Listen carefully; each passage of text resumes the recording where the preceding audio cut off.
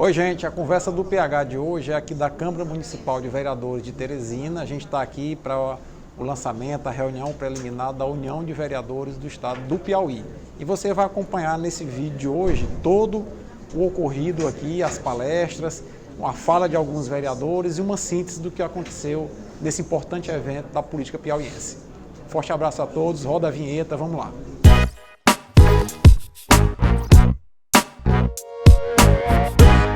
O primeiro contato, essa reunião, nada mais é do que para ter esse primeiro contato direto, tete a tete, com os vereadores, porque a gente já tinha esse contato através das redes sociais, mas a gente sabe que a gente necessitava, e aqui é a prova disso, de ter esse bate-papo pessoal. Hoje a gente vai tirar, nesse primeiro contato, uma diretriz, a gente já vai montar uma série de estratégias para daqui a um mês, mais ou menos nesse período, a gente estar novamente aqui com esses vereadores, já definindo executiva, com ata, com edital, tudo pronto, e aí bater o martelo, fundando oficialmente essa associação que vai, de fato e de verdade, representar os vereadores individualmente e coletivamente, porque a gente tem uma instituição e que a gente tem que respeitar, obviamente, não é uma crítica, mas que representa as câmaras. E esta instituição aqui, que a gente está fundando daqui a um mês, hoje é o primeiro contato, que já é o pontapé inicial, e aí daqui a um mês oficialmente fundando, ela vai representar o vereador, ou seja, o vereador que não pode se filiar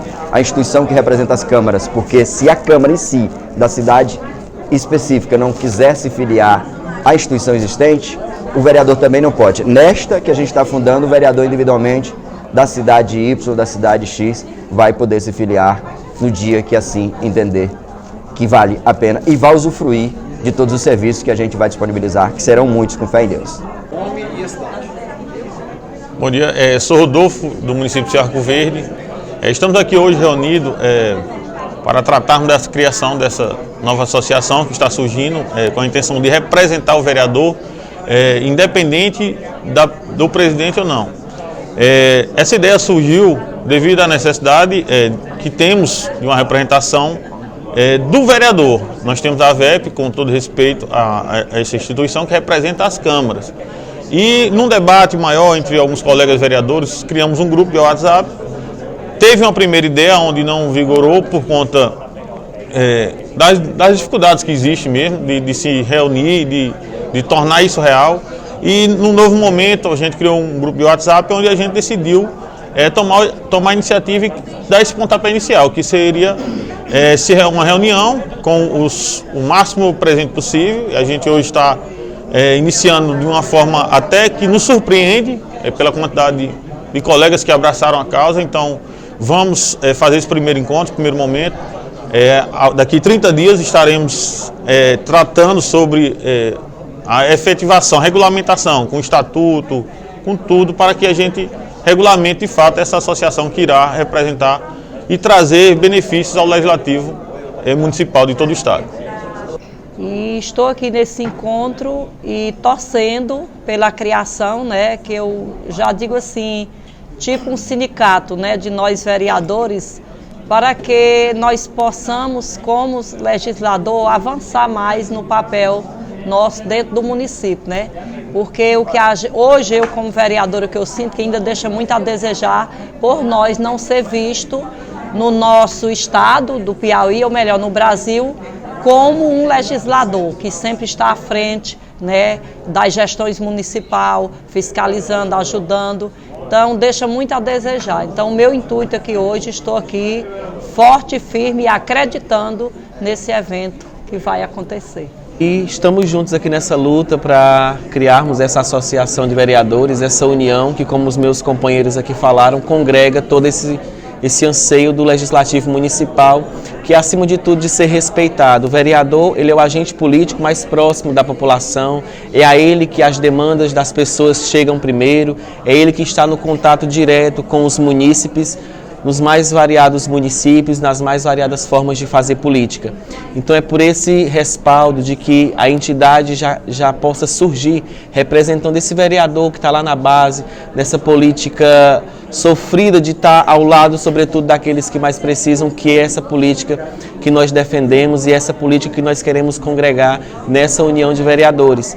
E é importante frisar que a união ela tem uma finalidade específica, que é de representar o vereador em sua totalidade. Diferente como os nossos companheiros aqui falaram, a união ela surge com esse propósito de unir as mais variadas formas, independente de filiação partidária, mas que congregam, sobretudo, dessa autonomia para o Legislativo Municipal. Então a União de Vereadores vai buscar isso, respaldo, respeito e pautar as ações dos vereadores nas entidades estaduais, nos mais vários níveis de governo, tendo o vereador como protagonista desse trabalho.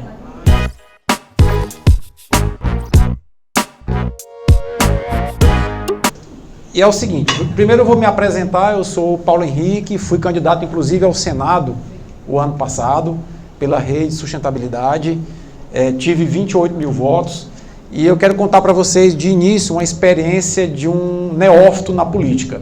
Eu sou dentista, sou biólogo, sou aqui de Campo Maior, professor de biologia, sou professor da UESP, mestre e doutor na área de ciências, dou aula no curso de medicina. E eu estive praticamente candidato a reitor da UESP, porque eu fui pró-reitor durante 4 anos. E durante 4 anos, enquanto pró-reitor, eu viajei os 4 cantos do Piauí. Foram mais de 20 mil quilômetros rodados de carro, de Corrente a Parnaíba, levando a minha maneira de pensar para a universidade. Isso me deu muita visibilidade, Felipe, né? E aí, como não materializei o apoio político dentro da UESP para ser candidato a reitor, eu me afastei da administração e no final do ano me convidaram para entrar na rede e eu disse, rapaz, eu não vou jogar aquele meu capitalzinho político lá de dentro da UESP no mato, não. Eu vou me filiar a um partido e vou me candidatar para levar uma forma diferente de pensar política nesse estado. E aí me candidatei ao Senado e a minha família disse, tu é maluco? É muito arrogante, que logo se candidatar a primeira vez ao Senado. Eu disse, não, é estratégia. Quantos votos para o Senado foram ano passado?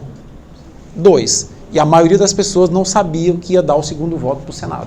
E de fato, eu chegava no interior, digo, olha, vou conversar com uma pessoa tal, vote em mim. Não, já me comprometi com o Marcelo Castro. Eu disse, mas me deu seu segundo voto. E tem segundo voto? Eu disse, tem. Não, quanto é seu voto. E assim eu fui garimpando o voto, tá a minha prestação de conta disponível no portal do TSE, eu gastei 16 mil reais na campanha.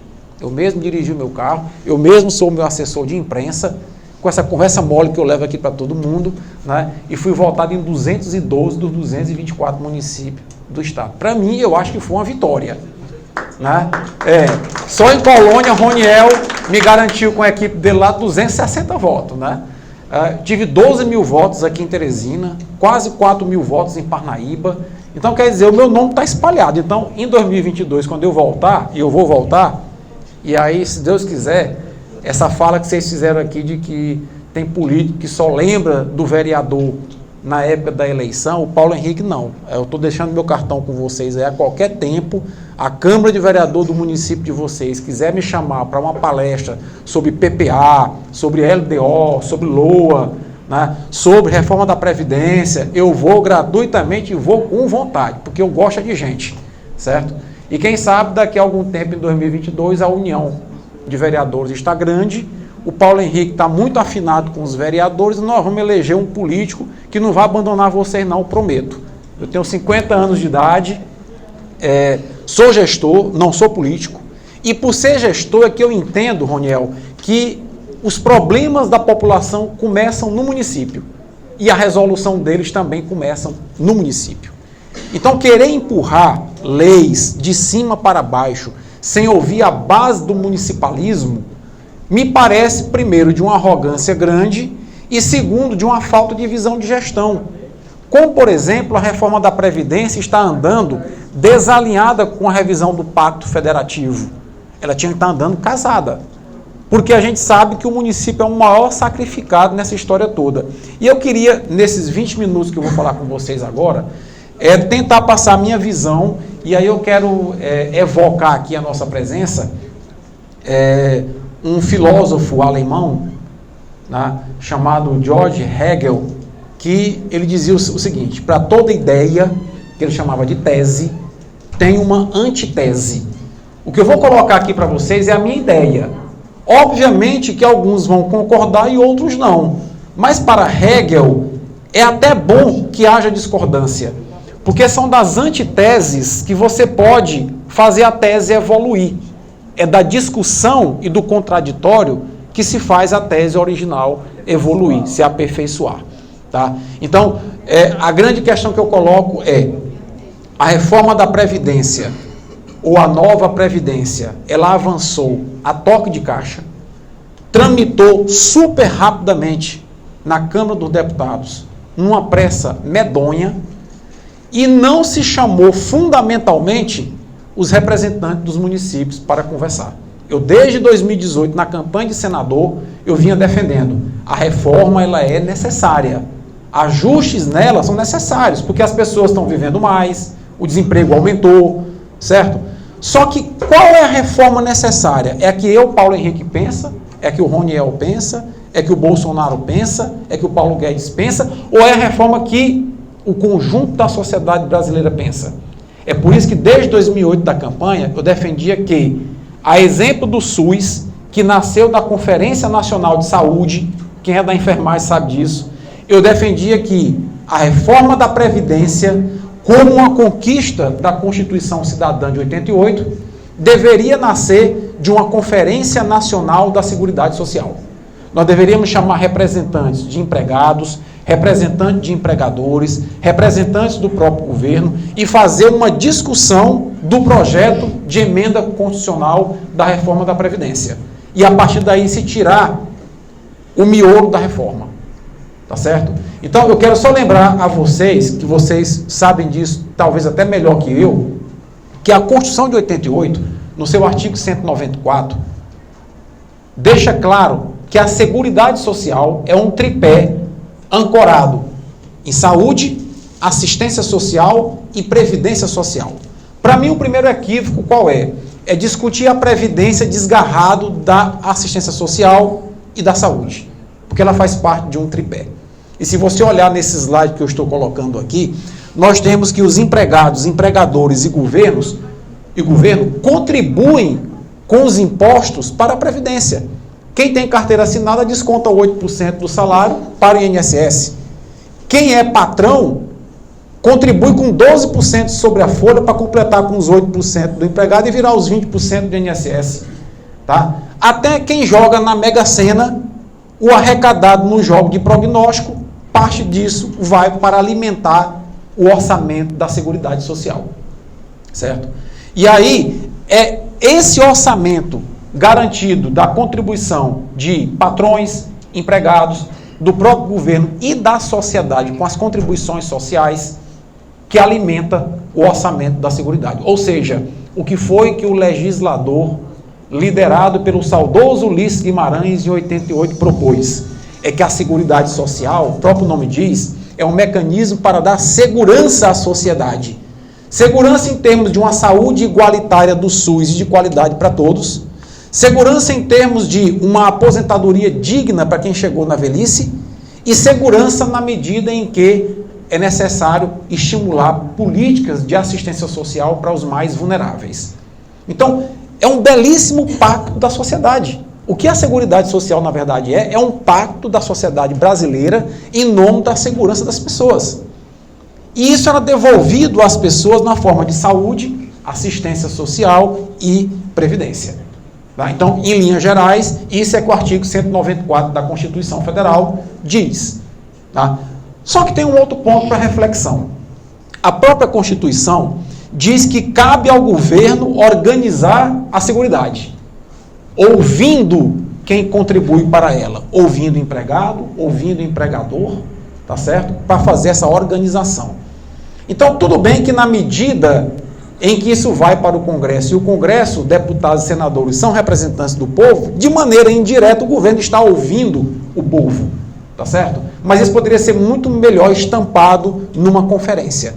Seria muito mais representativa a conferência, tá? Pois bem, então eu queria avançar aqui para mostrar o seguinte.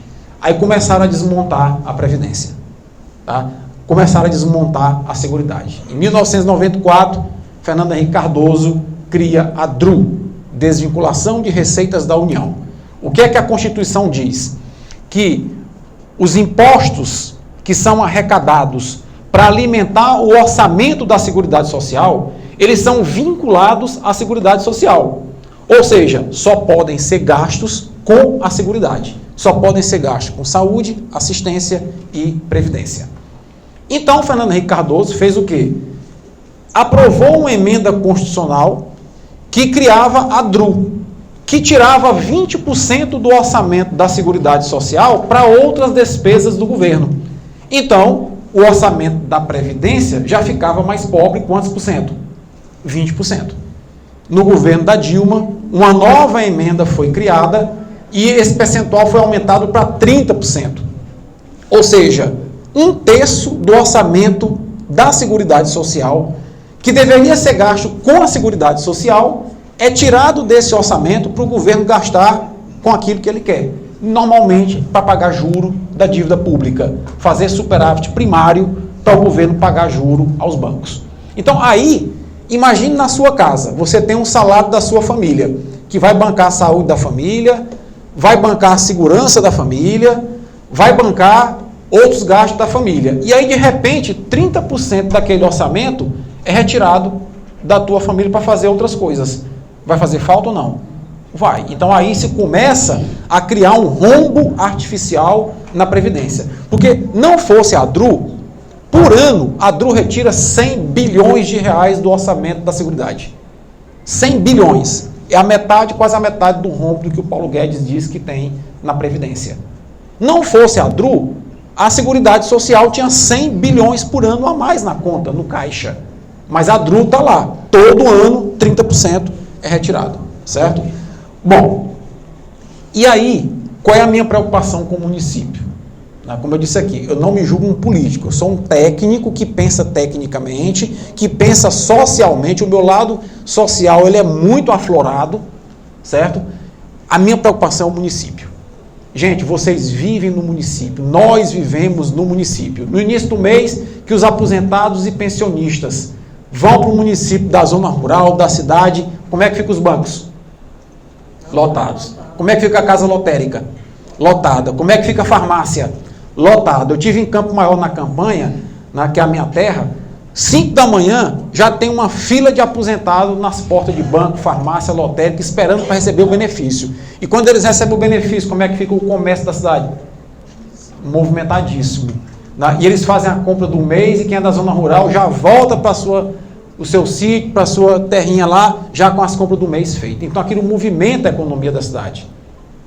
Em síntese, o que é que a proposta da nova Previdência traz em seu bojo? Vai dificultar o acesso à aposentadoria ou não? Vai. Porque vai aumentar o tempo de contribuição. É ou não é? Acabou a aposentadoria, vai acabar por tempo de contribuição, é só por idade mínima. Então, o acesso vai ser dificultado. E o valor que vai ser pago também vai diminuir ou não? Vai diminuir também.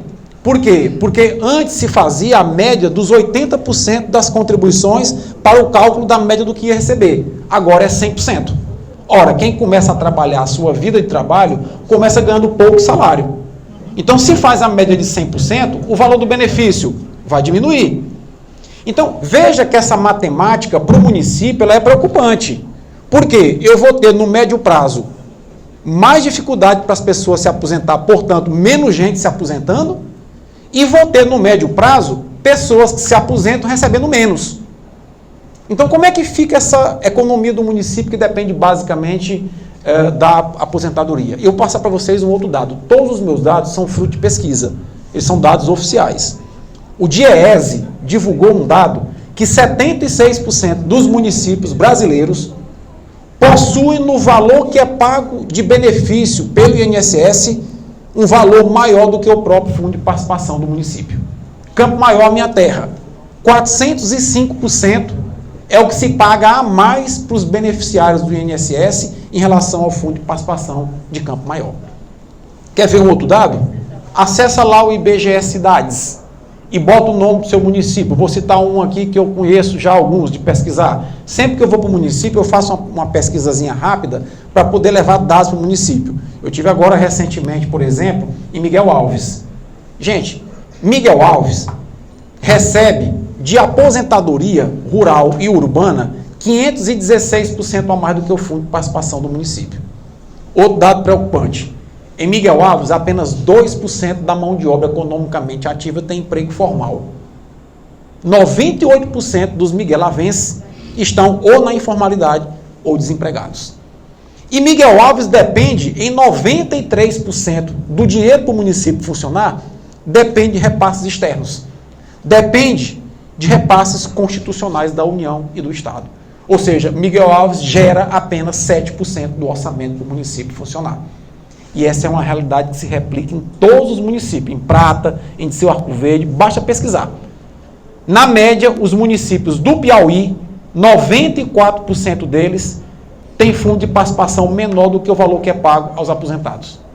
Na média, dos 224 municípios do Piauí, nós temos uma proporção de 10% de mão de obra economicamente ativa com emprego formal, 90% desempregado, e você vem de Colônia para cá, vem de Prata para cá, vem de Miguel Alves para cá, você vê numa plena quarta-feira como é hoje, 10 da manhã, 9 da manhã, vários jovens na beira de BR, debaixo das árvores, conversando, sem estudo e sem emprego. Isso aumenta uma série de complicações, como violência, criminalidade, enfim. Então, é necessário que o governador do estado, é necessário que o presidente da República chame os prefeitos e os vereadores à discussão de planejamento para aumentar a autonomia do município e diminuir a dependência dos repasses constitucionais. Se nós não começarmos a resolver os problemas no âmbito do município, o Estado não vai desenvolver, o Brasil não vai desenvolver. E essa coisa não pode ser feita de Brasília para cá. Eu vou mostrar para vocês mais dados alarmantes ainda. Bom, então nós temos aqui a seguinte frase: a Previdência está no vermelho, tem um rombo da Previdência. Eu já mostrei que a DRU, sozinha, capa 100 bilhões por ano da Previdência. Se a gente observar lá, as desonerações, que são projetos de lei que o governo aprova com incentivos fiscais para a empresa, anistia de tributos, contribui com mais 120 bilhões. E o que as empresas do Brasil devem para a Previdência representa mais 430, ou seja, somando essas três coisas, nós temos aí 650 bilhões de déficit na Previdência, que é provocado por má gestão, tá certo? E eu costumo dizer aqui nesse país, há uma prática nociva à população. Sempre que o gestor, olha, pode ser do município, do estado ou da União, na maioria das vezes, quando o gestor se vê apertado com as suas contas, ele faz duas coisas: ele procura alterar a lei ou para aumentar encargos ou para reduzir direitos. Tá certo? Porque esse é o caminho mais fácil. Se a gente olhar aqui para esse outro lado, veja, o Brasil tem 12 milhões de desempregados. Tem 5 milhões de desalentados, que são aquelas pessoas que passaram mais de 2 anos procurando emprego e não encontraram e desistiram de procurar emprego. E tem 37 milhões de pessoas na informalidade. Dos municípios de vocês, quantas pessoas estão vendendo café com bolo debaixo das árvores? Isso aumenta, parece que todo dia. E nas BR do mesmo jeito. E aqui em Teresina do mesmo jeito. O brasileiro, ele quer trabalho. O brasileiro quer oportunidade. O brasileiro, ele quer se virar e viver dignamente. E o crescimento na informalidade revela isso. Gente, se eu somar desempregado, desalentado e informais, eu tenho 55 milhões de brasileiros, é 1 em cada 4 brasileiros. O que é que a matemática me diz? Que 1 em cada 4 brasileiros, por estar fora do sistema de contribuição da Previdência, não contribui para a Previdência. Porque quem está desempregado, quem está na informalidade, não vai ter condição de tirar 50, 100 reais por mês para pagar o INSS. Isso é fato.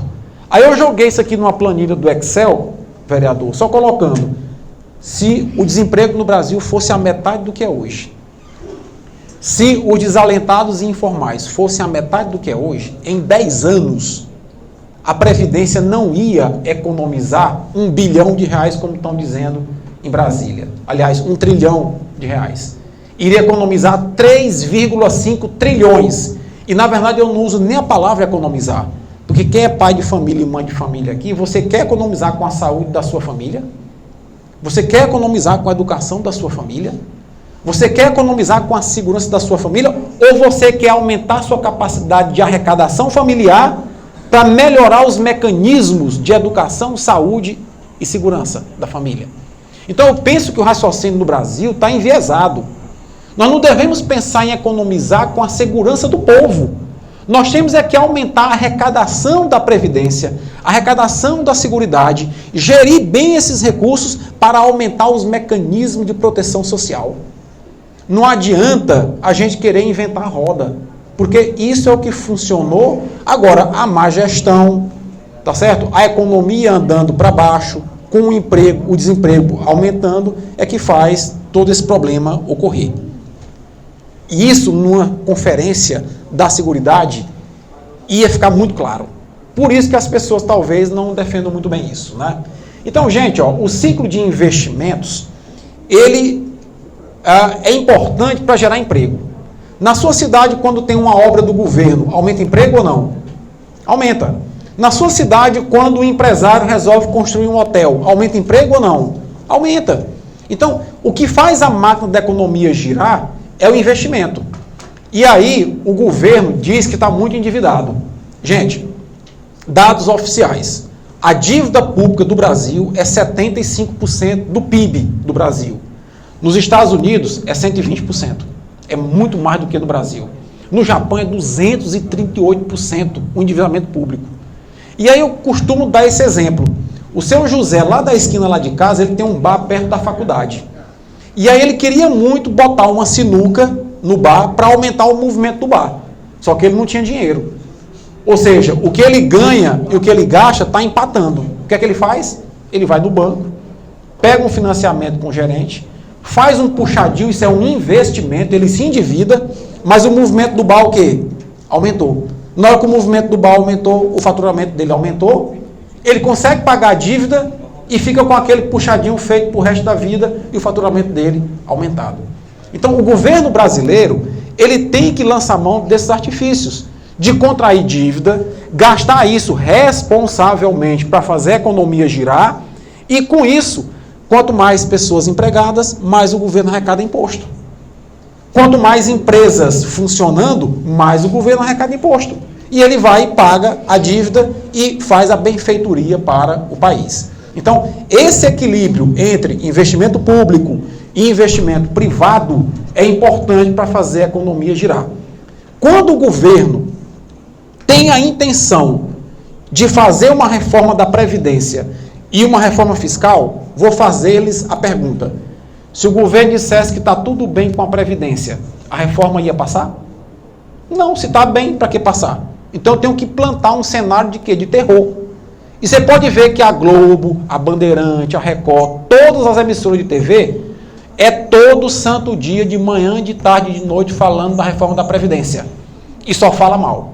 E nunca leva uma pessoa para defender o contrário. Sempre leva pessoas entrevistadas para defender que é necessário fazer a reforma, do jeito que está sendo feita. Tá? Então a minha preocupação, repito, é o município. Porque os municípios brasileiros, em especial os piauienses, dependem de morte. Ou melhor, dependem de vida, do valor que é pago aos beneficiários, para a economia do município se movimentar. Diminua o que é pago aos beneficiários do INSS para os municípios, que você vai ver o comércio do município diminuir a venda, loja começar a fechar, gente começar a ficar desempregada, e isso vai gerar um ciclo muito cruel para os municípios, certo? Essa é uma visão que eu venho já insistindo nela de algum tempo. Bom, está quase finalizando aqui a minha fala. Então, eu penso que o Estado, ele tem que fazer investimento com o setor privado para fazer a economia girar. Quando lá no gráfico o Estado investe pouco, ele cria na população a ideia de que é necessário fazer ajustes. Eu estou investindo pouco, a iniciativa privada também investe pouco, por quê? Porque querem fazer os ajustes. Caso contrário, os ajustes não passariam, certo? Bom, então eu finalizo a minha fala para vocês basicamente dizendo o seguinte: a nova Previdência, ela vai impactar nas contas do município, porque todos nós sabemos que com as novas regras vai ser mais difícil se aposentar e o valor que vai se receber na aposentadoria vai ser menor. Com isso, como nós temos 76% dos municípios que o dinheiro da economia é muito maior o que é pago para os aposentados do que o próprio fundo de participação, nós vamos ter problemas na economia dos municípios. A médio prazo, se nada for feito, paralelo à reforma da Previdência, como, por exemplo, a revisão do Pacto Federativo, dando uma maior autonomia aos municípios, né, nós iremos estar numa saia justa. Olha só esse quadro, que é um quadro do Senado Federal. De tudo que é arrecadado de imposto no Brasil, 65% vai para o governo federal, 27% para os estados e apenas 7% para os municípios. Então, quer dizer, o município ele fica estrangulado. E outra, a educação básica é obrigação constitucional de quem? Do município. A saúde básica é obrigação constitucional de quem? Do município. Aí a União concentra esses recursos, e o Estado também, para ficar escravizando o município, que vai sempre andar com o pires na mão, pedindo ao gestor do Estado e ao gestor da União ajuda financeira para poder tirar o gargalo. Deputado Lima, seja bem-vindo, se aproxime. Vai ficar sempre com o pires na mão, pedindo essa ajuda para poder funcionar, certo? Então, gente, aqui eu concluo a minha fala, ela vai estar disponível no meu canal do YouTube, que vocês já receberam aí, né? Aqui eu concluo a minha fala, externando essa preocupação que eu tenho, né, com a nova Previdência e o impacto que ela vai trazer para as contas municipais, certo? Então, que todos nós possamos fazer uma reflexão, possamos dialogar com os nossos deputados, com os nossos senadores. O deputado Lima, inclusive, está aqui. Há uma proposta de se incluir estados e municípios na nova Previdência. Eu acho que isso tem que ser, deputado, muito bem discutido. Eu mostrei aqui dados preocupantes para os vereadores, de que nós temos que 76% dos municípios brasileiros dependem bastante dos repasses constitucionais externos e dependem muito do que é pago aos beneficiários do INSS. Há municípios aqui no Piauí que o percentual que é pago aos aposentados chega a 516% o valor do próprio fundo de participação. Então, num sistema como esse, a reflexão ela tem que ser grande. E, gente, é preciso cautela, calma, paciência. Ninguém muda um sistema previdenciário assim numa correria muito grande, porque isso afeta a vida de todos nós. Afeta a vida, principalmente das pessoas mais vulneráveis. E aí, lembrando o que aquele alemão Hegel falou, isso é a minha visão. E que vocês podem ter visão contrária, e isso é até salutar para o processo democrático, certo? Só que nós temos que pensar nos mais vulneráveis. E foi exatamente visão antagônica à nova Previdência que fez o governo recuar na questão do BPC, do benefício de prestação continuada. Não fosse a oposição a esse mecanismo imposto, hoje os trabalhadores rurais principalmente estariam vulnerabilizados.